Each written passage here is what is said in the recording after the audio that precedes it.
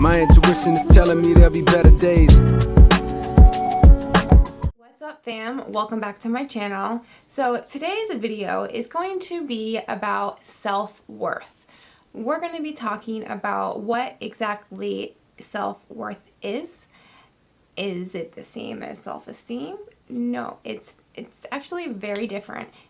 Upon doing some more research about it, I just didn't realize how different it was and how much it can affect us and our actions. So if you would like to find out what self-worth is, why we can develop low self-worth, and then how to increase your feeling of self-worth, then keep on watching. And if you do like this video, please let me know by giving it a thumbs up, and don't forget to subscribe to this channel before you leave. Alright, so the reason I got the idea to do this video was I recently started talking to someone, and we've been having really good conversation. But one of the questions he asked me was, what determines someone's self-worth?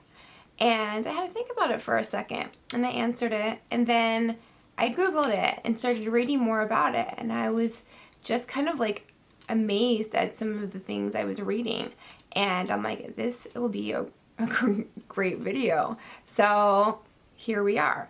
So first I want to talk about what exactly self-worth is and the difference between self-esteem. So self-esteem is what we think and feel and believe about ourselves. Self-worth is recognizing I am a greater than all of those things. It is a deep knowing that I am of value, that I am lovable, necessary to this life, and of incomprehensible worth. According to this theory, self-worth is determined mostly by our self-evaluated abilities and our performance in one or more activities that we deem valuable. I'm going to tell you the top 5 factors that people use to measure their own self-worth, even though these aren't what we should be using to measure our self-worth.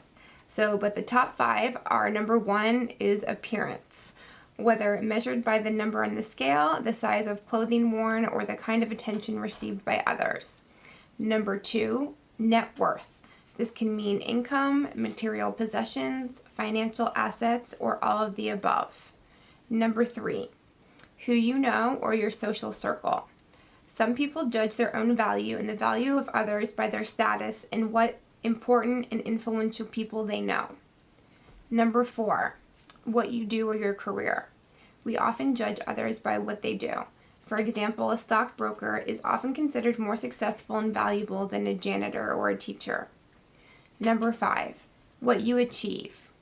We frequently use achievements to determine someone's worth, such as success in business, scores on the SATs, or placement in a marathon or other athletic challenge. Okay, so what are the benefits of having a good sense of self-worth? It's going to help you love and respect yourself. It's going to help you make smarter decisions. You're going to be able to create personal boundaries. It enables you to be confident. It enables you to be authentic. It supports you in finding your meaning in life. It helps you remove toxic people and habits from your life. It inspires you to find loving friends and partners. And it gives you a feeling that you are a good person who deserves to be treated with respect. Okay, so how do we develop low self-worth? And this is the part that I found really, really interesting. So there are basically 2 reasons why we develop low self-worth. The first one is due to childhood trauma or just those core wounds. Number 2 is to protect ourselves against what we fear. So as far as the childhood trauma, so for the first one, the childhood trauma, we learned very quickly that we were punished when we did something bad, according to these more powerful elders, and rewarded when we did something good. As a result, we learned to adopt a mask or external persona that would protect us and keep us in the good favor of others. Unfortunately, if we had parents who weren't mentally or emotionally mature, We may have adopted beliefs about ourselves as young and vulnerable children that serve to destroy our basic sense of self-worth. So examples can be our parents may have said things like, "No, you're being bad," and smacked us. Or we may have been compared to another sibling, had a family member constantly criticize us, or even sexually assault us. We may have been neglected by overly busy parents, humiliated by our siblings, or generally looked down upon by one or both parents. All of these situations serve to teach us the flawed belief that there's something fundamentally wrong with us. Core wounds are the fundamental underlying beliefs that we carry about ourselves. In the context of low self-worth, the main core wounds we carry sound like the following: I am bad, I am unlovable, I am unworthy. So the two fundamental lies that form the basis of the faulty self-image are, number one, I am a flawed, bad person, and two, I must change or fix myself to correct this problem. So the second reason we develop low self-worth is to protect ourselves against what we fear. So what do we fear?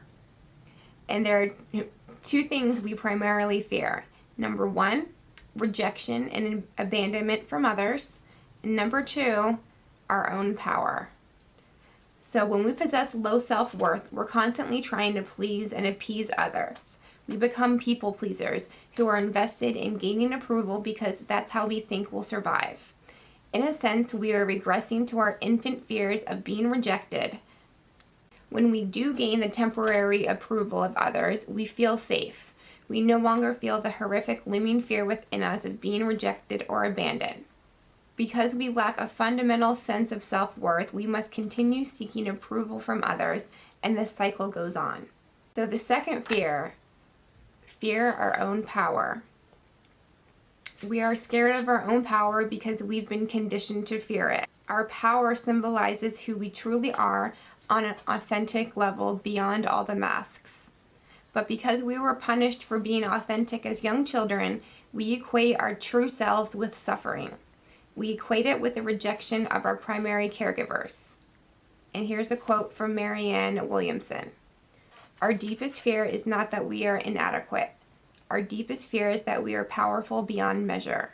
It is our light, not our darkness, that most frightens us. We ask ourselves, who am I to be brilliant, gorgeous, talented, and fabulous? Actually, who are you not to be? Your playing small does not serve the world. There is nothing enlightened about shrinking so that other people will not feel insecure around you. We are all meant to shine as children do. So here are some signs that you're experiencing low self-worth. Number one, you struggle to set strong personal boundaries. You suffer from constant self-doubt. You're cynical about the value of what you do. You struggle to believe that anyone could really love you.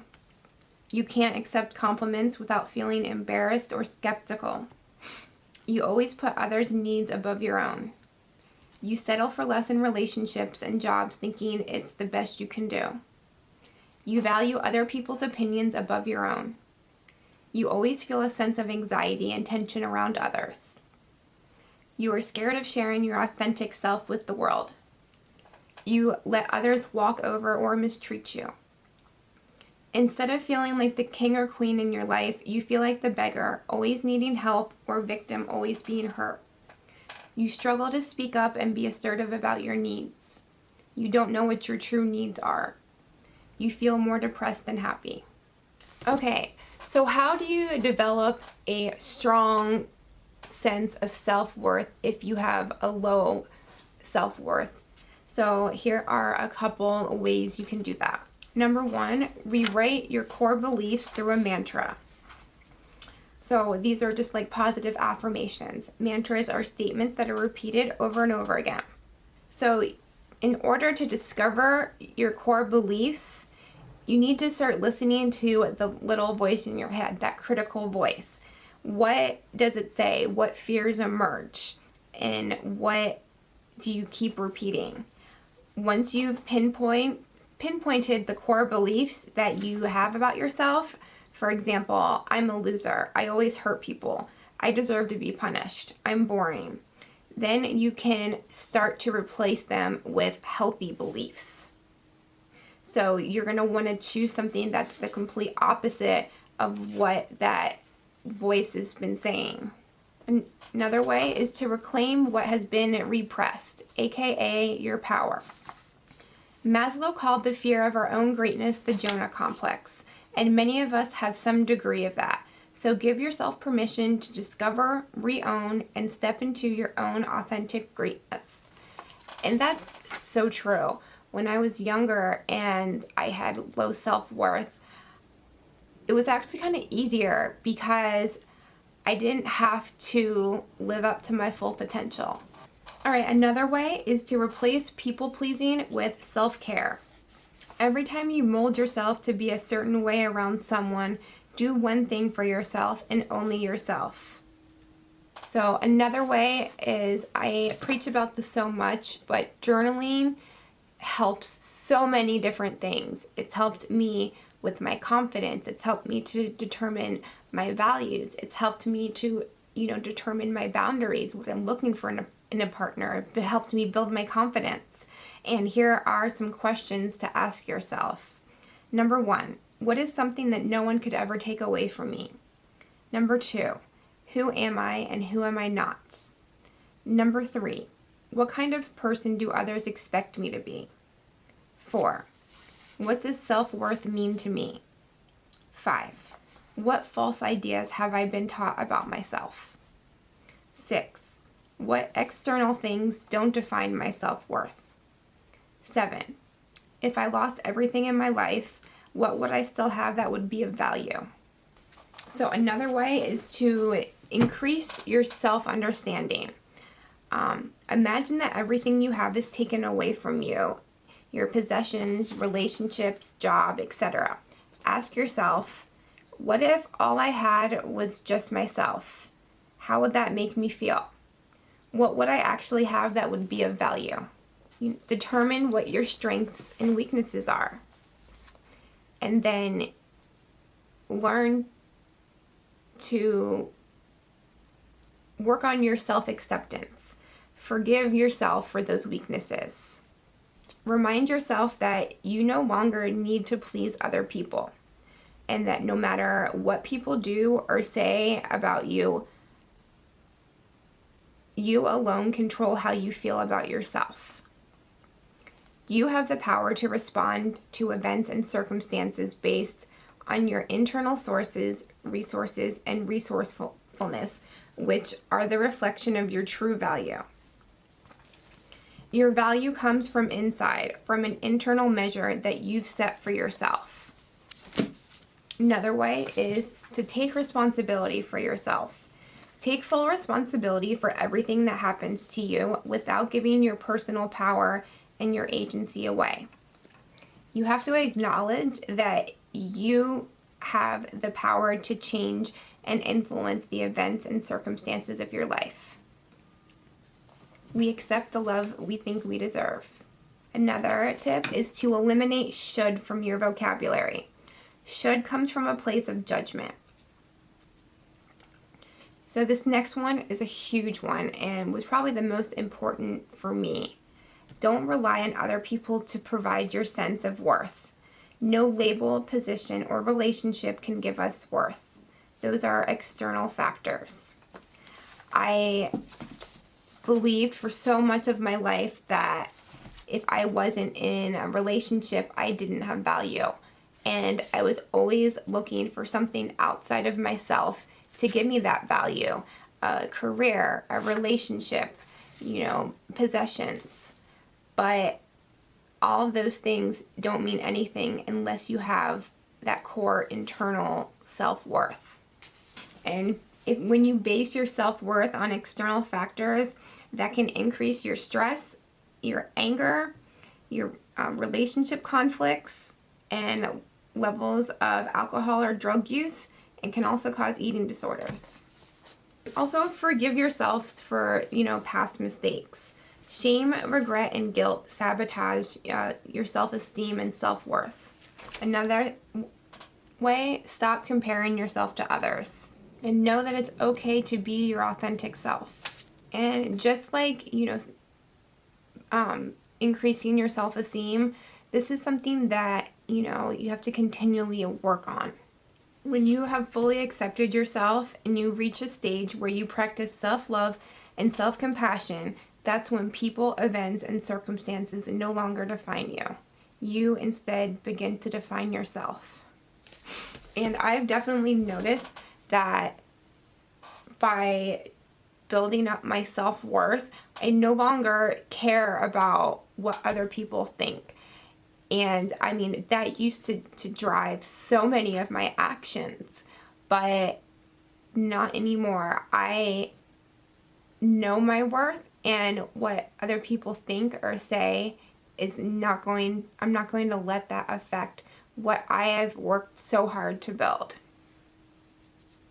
Alright guys, I hope you enjoyed this topic and it helped you in some way, maybe gave you, a few ideas of things you can do to, just help determine your self-worth and, increase it. So, yeah. Comment below and let me know what you think, and I will see you guys in my next video.